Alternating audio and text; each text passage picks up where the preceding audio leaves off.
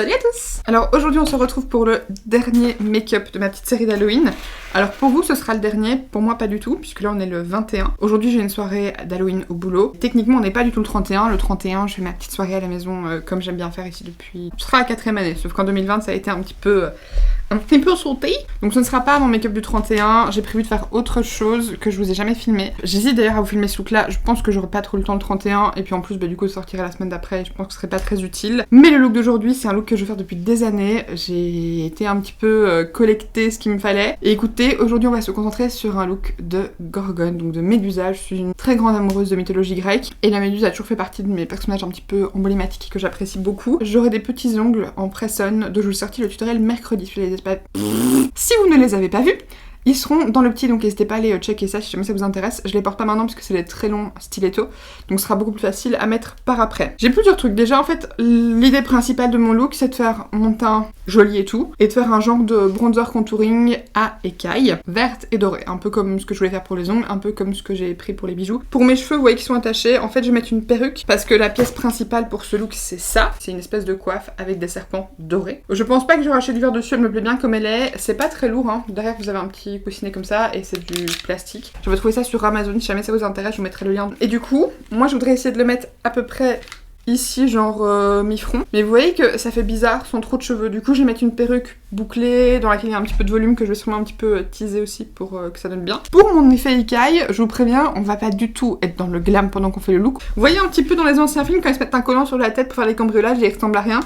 On va faire un peu la même technique. C'est une technique qui est...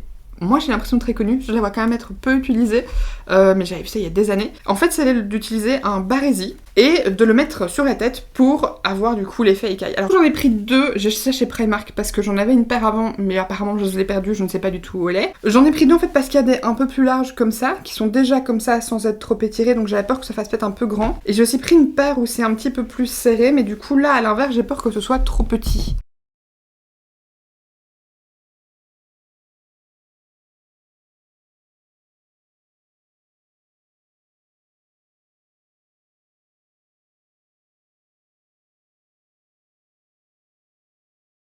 Je vais pas commencer par ça, je vais commencer par faire mes sourcils et mon teint. Aujourd'hui on peut se concentrer sur mon teint naturel. Je vais pas devoir m'éclaircir et tout, donc ça me fait un peu plaisir, je trouve ça fou. Donc je vais commencer avec une base, je vais venir prendre la vitamine C Fresh Glow Primer de chez Catrice. Je vais mettre un peu partout. Ça sent bon. Ça sent un peu les agrumes. Oh, je suis complètement foutre dans l'œil, mais qu'est-ce que je fais? J'arrive jamais à rien. Quand je suis pressée comme ça, c'est pas aujourd'hui qu'il faut rater le make-up, donc essayons quand même de faire ça de façon un minimum correcte. En fond de teint, je viens prendre celui de chez Lancôme que j'adore, le teint Idol Ultra Wear Karen Glow, que je vais du coup pouvoir vous montrer en tant que tel cette fois-ci sans devoir l'éclaircir dans tous les sens. Et alors par contre, franchement, c'est très bizarre parce que je l'avais acheté quand même quand j'étais bronzée et je trouvais qu'il m'allait encore très bien. Enfin, qu'il m'allait très bien. Mais là, j'ai l'impression qu'on dirait que c'est encore la bonne teinte. Je l'ai en teinte 240W pour ceux d'entre vous qui se basent un peu sur moi pour leur teinte. Et je pense qu'une des choses justement que j'adore avec ce fond de teint, c'est que question teinte, il me va très très bien. C'est un très très bon match. Et c'est quand même, je peux dire rare que j'en ai un aussi bon, mais c'est pas ultra fréquent quoi. Alors j'hésitais à déjà poudrer mon teint avant de mettre mon collant. Et je m'étais dit que je le ferais pas. Mais je pense que si. Parce que je veux utiliser des produits un peu crème pour faire mes petites écailles, mais le problème c'est que si je poudre pas avant, quand je vais vouloir poudrer, ça va un petit peu camoufler et ternir les écailles. Donc c'est peut-être pas une bonne idée. Donc je pense que je vais quand même poudrer avant. Il a une couvrance moyenne modulable, ce fond de teint-ci, c'est pas une couvrance totale. L'anti-cerne, je viens reprendre ça, c'est le Tarte, c'est le Shake Tape, mais creamy. Ultra creamy, plutôt oui, ultra creamy. C'est la teinte 22N Light Neutral. D'habitude, je prends la teinte Light Sand, mais là en mini, je crois qu'il l'avait pas. Et du coup, j'ai pris celle-ci, et franchement, je suis assez bluffée, je pensais pas, mais je crois que je le préfère au classique. Je le trouve vraiment très très très bien. Le fond de teint s'oxyde un tout petit peu, et comme j'en ai pas mis dans mon décolleté, ça se voit, parce que mon décolleté en plus est plus clair que mon visage, donc je vais peut-être un petit peu le descendre dedans, je sais pas trop. En fait, il est un petit peu moins couvrant, je trouve, que le classique. Mais par contre, je le trouve plus joli sur mon contour des yeux. J'en mets du coup 2 petites couches, puisque je voudrais quand même que mon teint soit bien camouflé. En poudre, j'en ai parlé dans mon dernier tuto, je vais prendre la Kylie. Encore une fois, je crois que j'aurais jamais pensé à acheter cette poudre si je n'étais pas tombée sur le stand. Je suis extrêmement contente de l'avoir faite. Je suis pas du tout fan des Kardashian, etc. Et c'est pas le genre de personnalité que j'ai envie spécialement de promouvoir. Mais en tombant devant le stand, j'ai quand même été... Ma curiosité était piquée quoi. y a rien à faire, je suis une fan de make-up et du coup j'aime bien savoir un petit peu quand même comment sont les produits. Et franchement c'était une très bonne surprise parce que la poudre, en tout cas sur ce fond de teint-ci, est fabuleuse. Je m'en suis pas vraiment servi sur d'autres fonds de teint parce que j'aime tellement celui-ci. À chaque fois que je fais mon teint maintenant je mets celui-là. Déjà parce que rien n'étant quand je fais mon teint c'est parce que je sors etc. Donc quitte à me maquiller j'aime bien que ce soit joli. Et en fait la première fois où j'ai mis, oui je le trouvais beau mais c'était pas non plus, voilà c'était joli quoi. J'avais un beau teint mais voilà. Et en fait le jour où je l'ai mis, je suis sortie mais longtemps quoi. J'ai fait une longue soirée et durant ma soirée je suis allée aux toilettes et je trouvais qu'avec les éclairages mon teint était d'une beauté folle, mais genre vraiment. Mon dessous de l'œil était lumineux, mon teint était mat mais pas plâtré. Et surtout en rentrant de cette soirée, alors que ça devait déjà bien faire au moins 6 heures que je t'ai maquillée, j'avais toujours le teint quasiment mat. Genre j'avais une légère lumière qui se dégageait de mon teint, mais vous voyez genre légère lumière de teint naturel. Pas de teint qui a produit 1000 kg de sébum. Et là ça m'a vraiment bluffé parce que c'est pas un fond de teint qui est mat, que du contraire, hein, c'est un fond de teint Karen Glow. Et la poudre, c'est une poudre matifiante, mais je pensais pas qu'elle matifiait aussi bien. Donc est-ce que c'est le fond de teint, est-ce que c'est la poudre, est-ce que c'est l'ensemble des deux? Moi je pense que c'est l'ensemble des deux qui fait que ça tient aussi bien mat et tout. Mais franchement j'ai été... comme je vous dis, bluffé quoi. Bluffé. Franchement, je m'attendais pas du tout à ça. Surtout que je l'ai réessayé depuis. Et la fois passée, je crois que je suis restée maquillée presque 12 heures. Et franchement, bon là je brille un petit peu plus, mais tellement moins que d'habitude, alors que j'ai la peau qui brille tellement vite et tellement moche. Enfin, alors je dis moche parce que ça fait teint gras quoi. Vous voyez, ça fait pas peau naturelle en bonne santé. Ça fait vraiment peau grasse, Masta Sebum. Et je trouve qu'avec cette combinaison-là, vraiment, ça fait pas du tout ça, quoi. Je vais juste prendre une autre poudre pour un petit peu illuminer et notamment poudrer mon dessous de l'œil. C'est celle de chez Jaclyn Hill, c'est la Under Eye Powder en teinte Brightening Light Banana. Donc pareil, je vais prendre ça avec ma houppette. Je mets ma poudre et ensuite, je prends un petit pinceau et je viens estomper parce que la poudre, je pense que vous voyez elle illumine quand même pas mal. Elle reste assez claire. Et du coup, je vais un petit peu aussi m'en servir sur le début de mes joues.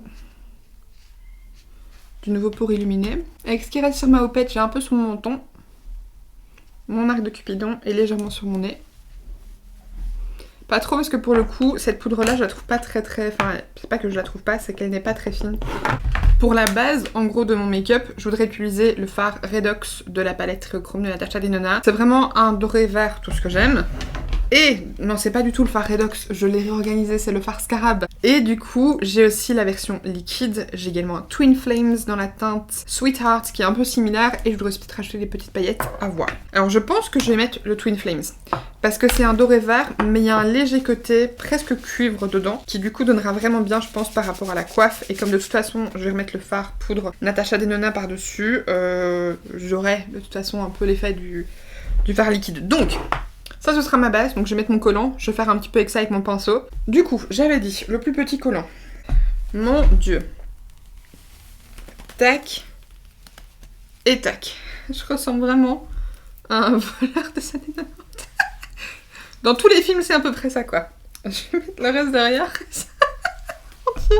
On va commencer peut-être par le front. Je vais faire ça à peu près ici, vraiment les tempes et revenir. En plus, ça m'écrase le nez et la bouche, c'est parfait. Pour parler, c'est très très pratique. Donc, je vais mettre mon fard ici sur ma palette. Je vais venir en prendre un petit peu avec mon pinceau. Et alors, ce qu'il faut savoir, c'est qu'une fois que vous commencez, il faut surtout plus bouger le collant. Donc, tapotez. Ne faites pas de mouvement de va-et-vient ou quoi sur votre collant. Parce que si vous le faites bouger, les marques vont partir. Donc, je fais du coup mon tour ici. Ensuite... je viens au niveau du creux de ma joue. Je sais que pour l'instant, personne ne me prend au sérieux. Hein. J'en ai bien conscience.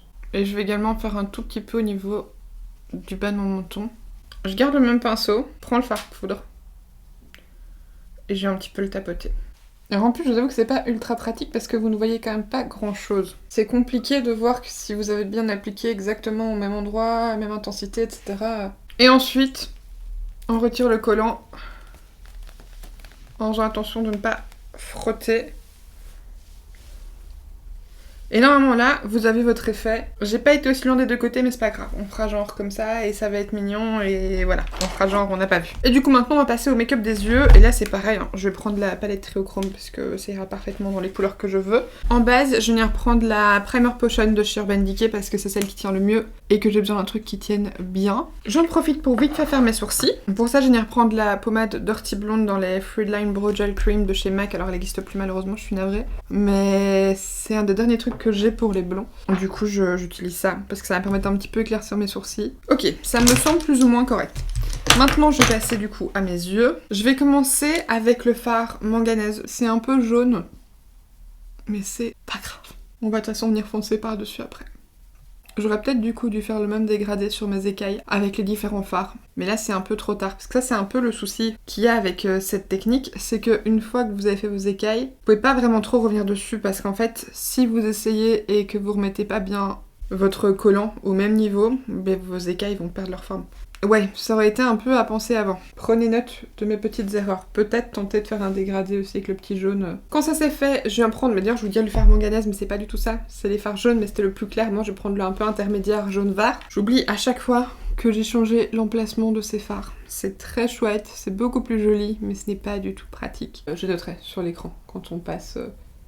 avec les noms corrects. Je voudrais quand même avoir un vert un peu comme ma robe, donc je vais venir prendre ce fard-ci, qui est le Seaweed de la palette Earthy de chez Beauty Bay, sur mon petit pinceau numéro 44 de chez NYX. J'en prends pas trop, parce que il faut surtout pas que je fasse de chute, sinon je suis dans le caca, comme j'ai déjà fait mon teint. C'est d'ailleurs pour ça que je fais toujours mon teint après. J'aime bien faire mes sourcils en premier, parce que du coup ça me permet de les resculpter tout comme je veux, et en même temps de me donner une base pour mon make-up des yeux. Et je fais toujours mon teint après les yeux, parce que comme ça, au moins si jamais j'ai des chutes, ça ne me dérange pas. Maintenant, c'est l'étape la plus chiante, à savoir estomper. S'assurer surtout que ce soit bien estompé. Pas hésiter à revenir avec la couleur précédente sur les bords. Quand ça c'est fait, je viens reprendre mon Twin Flames. Et là, je vais l'appliquer un peu comme j'avais fait il y a déjà, je crois, 1 an et demi. À savoir, je vais en appliquer un petit peu sur ma paupière.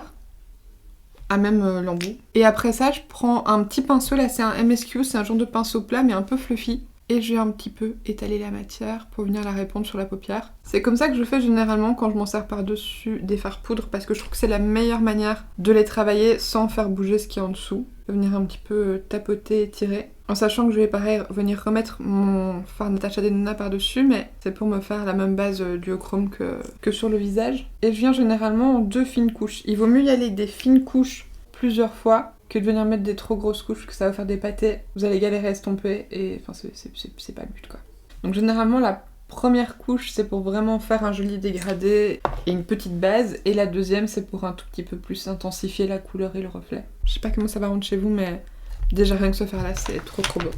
Je vais quand même rajouter un tout petit peu du coup du fard scarab, j'en prends pas trop, pour venir un petit peu tapoter par-dessus. Et j'en prends pas trop parce que l'avantage des Twin Flames c'est qu'ils sont quand même assez fins. Et je veux pas venir rajouter trop d'épaisseur en fait sur la paupière, pas que ça fasse un effet un peu crusty. De là, je viens reporter les couleurs mat au niveau du ras de cils. Donc, je vais venir prendre le Jumbo de chez NYX en teinte 624 Rocky Mountain Green parce que c'est un vrai vert et que j'ai envie de garder le côté vrai vert. Je vais venir le mettre en muqueuse et en ras de cils et le dégrader avec mon pinceau carré de chez Morphe, comme d'habitude. Par-dessus ce fard là, je vais venir prendre le Seaweed. Je viens le dégrader avec mon petit pinceau de chez NYX que j'avais utilisé pour mon creux et mon coin externe. En faisant justement bien attention de bien rejoindre ça au niveau du coin externe de l'œil, histoire qu'il n'y ait pas de trou. Et ensuite je prends un petit peu de mon fard Natasha Denona, un petit peu vert jaune.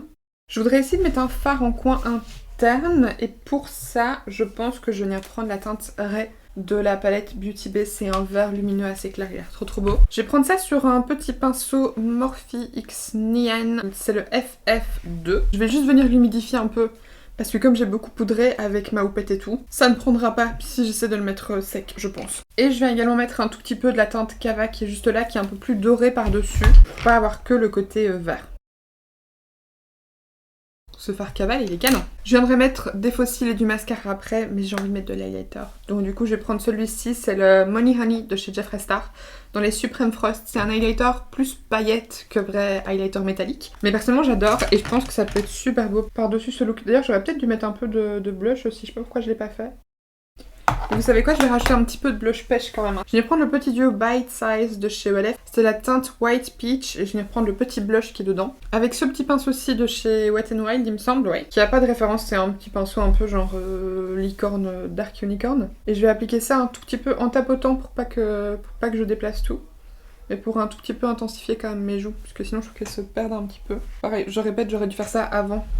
Du coup, je viens mettre mon mascara, mes faux cils, my headpiece, ma perruque, et on se retrouvera après. Ok, alors j'ai mis ma perruque, vous voyez que c'est quand même beaucoup mieux. D'ailleurs, j'ai opté pour une perruque juste parce que c'était un peu plus volumineux. J'aurais pu tenter de faire ça avec mes cheveux, mais c'était trop de travail et j'avais pas assez de temps. Et j'ai également mis mes ongles.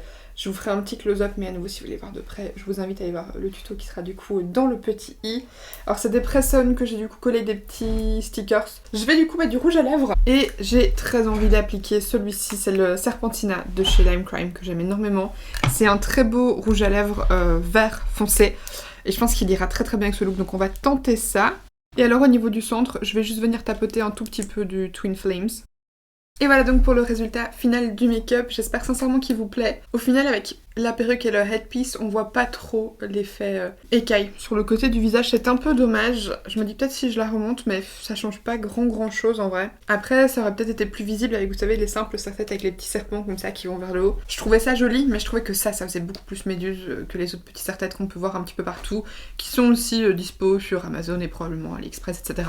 C'était du coup ma dernière vidéo de ma petite période Halloween, puisque celle sortira du coup le 29 octobre. J'espère sincèrement que ça vous aura plu. Si jamais vous avez des recommandations, des avis, conseils pour les prochaines, écoutez, n'hésitez pas à dire ça dans les commentaires et comme ça j'en prendrai compte pour l'année prochaine. Je vous avoue que je suis quand même assez contente d'avoir fini cette période. Alors moi il m'en reste encore un à faire. J'ai hâte de repasser à des looks classiques. Personnellement c'est quand même ce que je préfère faire en vidéo. Encore une fois, merci beaucoup d'avoir pris le temps de regarder cette vidéo jusqu'au bout. S'il vous a plu, comme d'habitude, n'hésitez pas à liker la vidéo et à vous abonner en cliquant juste en dessous si ce n'est pas encore fait. Et puis quant à moi, d'ici la prochaine, je vous fais d'énormes bisous. Bye!